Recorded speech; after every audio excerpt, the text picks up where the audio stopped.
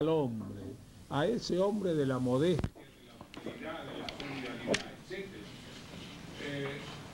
Hay varias cartas acá a los barriales. En una de las cartas dice que los barriales debería ser, no sé, la alegría de los pobres, y le aconseja desde Perú, al que estaba a cargo de esta chacra, se acuerda de los nombres, dice, acuérdese de dona fulana, no le deje de faltar algunas cosas, es decir, tenía un sentido social increíble, y entonces por eso uno se va enamorando de San Martín y le va buscando muchas facetas. Siguió siempre una línea de conducta recta, insisto, con una moral espartana. Por eso uno se enamora de San Martín, como tantos otros. Hay otros para hablar, el general Belgrano, etc. Habría muchos otros modelos, pero creo que este es el modelo máximo. Sí. Yo me llamo Antonia Rosa Lombino, vengo acompañando una delegación de la Escuela Almirante Guillermo Brown Tres Porteñas, son de 7º grado y también le querían hacer algunas preguntas. Bueno, yo soy Gabriela Boroni, soy de 7º grado, de la escuela nombrada, y la pregunta es, ¿recorre provincias haciendo conocer su actividad de historiador? Se imaginan que he recorrido todo mi país. Cuando estaba de médico rural en La Pampa, después que vino mi hermano a ayudarme, yo tomaba por ahí el auto y recorría el país. Agarraba alguna ruta y me paraba en las escuelas, en las escuelitas rurales, a veces en los puestos policiales, viendo cómo era la Argentina. Hasta que yo no fui a La Pampa, conocía nada más que la capital federal, La Plata, lo que estaba allí, pero no conocía la verdadera Argentina. Entonces, por razones de mi actividad, yo estoy hoy acá por unas jornadas de cardiología entre chilenos y argentinos. Entonces, por razones de mi actividad profesional, me toca recorrer la Argentina. Cuando yo vine, una de las primeras cosas que hicimos fue hacer cursos de cardiología en el interior del país, no quedarnos con la capital federal. Y entonces hicimos reuniones zonales, dividíamos los países en regiones, íbamos al interior del país. Y entonces es muy común que cuando voy por razones específicas de la cardiología o la cirugía, se me pida, como ayer, que dé de la historia. Así que he hablado, yo no digo en todo el país, pero en muchos lugares del país he dado charlas sobre San Martín, sí. Soy Felisa de Getafe, de la escuela 4055 de Junio. Sí. Me llamo Alejandro Tejido y quería preguntarle por qué San Martín se exilió a Francia. Claro, es una pregunta que necesitaría una larga respuesta. La mayoría de los grandes héroes de nuestra campaña libertadora terminaron muy mal. San Martín terminó exilado en Francia, O'Higgins también terminó fuera de su país, Sucre fue asesinado monstruosamente, Bolívar terminó desesperanzado con todos sus generales divididos, luchando por migajas de un localismo tonto. Hay documentos que demuestran que Bolívar también estaba decidido a exilarse, tuvo el problema de su enfermedad y murió antes de su exilio, pero también quiso exilarse, porque por desgracia las condiciones que se fueron dando en estos países americanos, por sobre todas las cosas, fue la anarquía, y fue esa lucha personal en nuestro país, los caudillos de las diversas regiones. Alguna vez habrá que escribir sobre las luchas de nuestros caudillos, mal llamados federales, eran caudillos feudales, con muy pocas excepciones. Cada uno de ellos defendía su feudo con luchas intestinas horrorosas. Y entonces, frente a todo ese desastre, San Martín decide exilarse. Es algunas cosas que se le han dicho o se le han criticado. ¿Por qué se exiló? ¿Por qué cuando trató de volver no desembarcó y volvió? Lo dice él muy claramente. Tendría que tomar medidas muy autoritarias, tendría que destruir a uno de los dos bandos en lucha, tendría que matar mucha gente, y él insiste a través de toda su vida que jamás su sable se iba a blandir por luchas intestinas, sí, contra el extranjero, no interiormente. Así que se exiló por toda esa situación interna de profunda anarquía que siguió viviendo desde el exterior y sufriendo. Todavía hoy seguimos con los mismos problemas. Entendamos bien que todavía hoy seguimos luchando por cosas pequeñas, partidistas, defendiendo, qué sé yo, localismos, sectores que no tienen ninguna justificación. Se está hablando todo el día de lo del día de hoy, de la coyuntura. Nadie habla de los cambios estructurales. Si nosotros tuviéramos que tomar los mensajes, hablemos así, sanmartinianos y bolivarianos, hablaban de la América. Lean la declaración de nuestra independencia. Nuestra declaración de la independencia no dice independencia de la Argentina, dice de América. Habla de las Provincias Unidas de América. En la correspondencia de San Martín raramente se van a poder encontrar cosas que no hablen de América. Siempre habla de América, lo mismo que San Martín.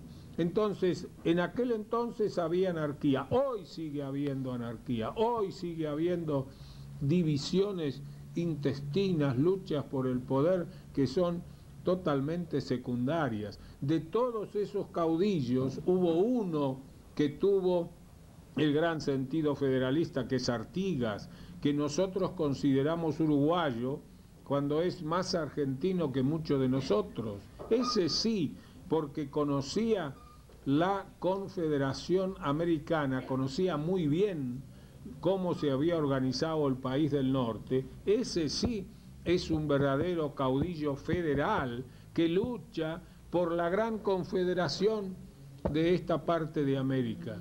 Y la lucha que tiene contra los porteños, que lógicamente defienden su puerto único, su aduana, sus negocios, es tremenda, y es destruido por la arquitectura caudillista del país. Es uno de los pocos que tiene una visión sanmartiniana del problema, o bolivariana del problema de América. Entonces, si se fue por toda esa división, si cuando volvió no quiso mezclarse con las luchas intestinas, hoy tendríamos que razonar y pensar en que sin esa unidad nacional los problemas no van a poder ser resueltos, pero no una unidad nacional de escribirla y de hablarla, no, de realizarla. Es lo mismo que pasa con el problema latinoamericano. Yo lo digo acá porque hay delegaciones de chilenos y ellos conocen muy bien, porque alguna vez en Chile en momentos difíciles yo hice declaraciones muy duras de lo que pasaba. Estuvimos a punto de entrar en una guerra con Chile, una cosa monstruosa.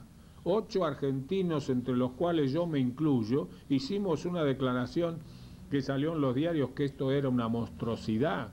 Y cuando yo veo que se discute por la laguna de qué sé yo qué y el límite de no sé cuánto, pienso en San Martín, en O'Higgins, en todos los grandes próceres que pensaron en una patria única.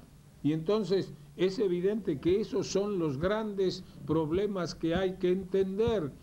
Las luchas sectoriales de todos estos países no tiene sentido. Loado sea el Mercosur con todos los problemas que pueda traer, pero hay que pensar en que todos formamos parte de esa patria americana y tratar de darle solución a los problemas de fondo, no a esa cosita pequeña de los kilómetros de acá, de los kilómetros de allá. Yo me congratulo que haya inversiones económicas chilenas en mi país y esto va a producir mucha revulsión de esos falsos nacionalismos que en la Argentina abundan, porque a través de esa interrelación económica vendrá la interrelación política y social. Entonces entendamos bien, se fue por los problemas internos de los sectores que no fueron únicos de esa época. Habría que hablar de todas las luchas que vinieron posteriormente, no eran solamente, siempre siguió aquello de federales y unitarios, pero siguieron cosas mucho más profundas que nos siguen dividiendo. No sé si la respuesta es demasiado amplia, pero si entendieron el mensaje. Somos de la Escuela Docentes Jubilados del Este y esta es la pregunta que da. Gracias, querido. Mi nombre es Natalia Nancy. ¿Cómo hizo para realizar su trabajo de médico y la investigación histórica al mismo tiempo? Es una buena pregunta. Es una buena pregunta. Está muy bien. Me la han hecho. A veces me preguntan eso, ¿y cómo tiene tiempo de publicar esos libros, estas cosas, qué sé yo? Se habla de una cosa que se llama ocio fecundo, es decir, yo puedo descansar y al mismo tiempo hacer alguna cosa productiva, alguna cosa que me dé alguna, no sé, algún beneficio, algo. Es decir, vivimos en una sociedad que todo es light ahora, ¿no? La Coca-Cola, igual todo el mundo habla, así que no es propaganda de nada, la Coca-Cola es light, la Pepsi es light, ¿no? Todo es light. Pero también la vida es light. Y todo es light en los jóvenes. A mí lo que más me preocupa de los jóvenes es el facilismo.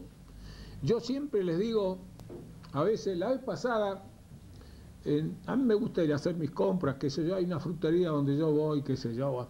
Entonces estaba la hija del frutero y el padre me decía, dio examen para entrar en medicina y sacó, no sé si era 67, y hacía falta 70. Y entonces el padre, que trabaja 12, 14, 16 horas ahí en la verdulería, me decía, yo no sé, por 3 puntos, ¿por qué no le pusieron 70? Yo los dejé hablar a los dos. Y entonces a la chica esta, la chica de unos 18 años más o menos, le dije, muy bien, ¿cuántas horas vos estudiás por día?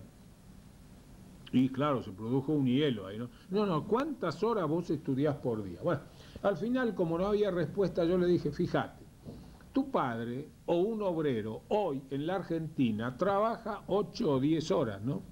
Entonces un estudiante debería estudiar 8 o 10 horas. Es decir, las horas que va al colegio más las horas que estudia en la casa. Se levantará a las 7 de la mañana, tendrá que ir al colegio a la mañana o a la tarde, pero entonces debería estudiar 8 horas. El día tiene 24 horas. Todavía me quedan 8 horas para dormir y me quedan 8 horas para el ocio o la vagancia. Entonces, primera conclusión, estudiantes, especialmente cuando entran al estudio secundario, deberían estudiar no menos de 8 o 10 horas. Yo confieso que cuando estudiaba tenía en la pared una hojita donde día por día estaban marcados los horarios de mi tarea, es decir, si iba a la facultad y tenía clase, qué sé yo, de 8 a 10 y después de 10 a 12 me quedaba libre, algo había que hacer. Porque nací en un hogar donde yo vengo de un hogar muy pobre, de gente trabajadora, donde había que trabajar para sobrevivir. Entonces, una de las cosas que recibí de mis padres, que sin esfuerzo, sin trabajo, sin nada, no se llega a nada. Entonces, insisto, vivimos la cosa light, en donde no se trabaja y no se pone el esfuerzo. Todo se quiere conseguir en la forma fácil. Nada se consigue sin esfuerzo y sin trabajo. Todo lo que yo hice dentro de la medicina, cuando a mí me cuentan todas las cosas, sí, yo participé de un periodo de cambio en la medicina. Cuando yo llegué en Estados Unidos, la cirugía cardiovascular estaba en pañales, me tocó la suerte de ir a una institución donde había un cardiólogo que estaba 15 años adelantado de todos los cardiólogos del mundo, porque había descubierto el cateterismo, esto de poner una sonda y estudiar las arterias. Con ese material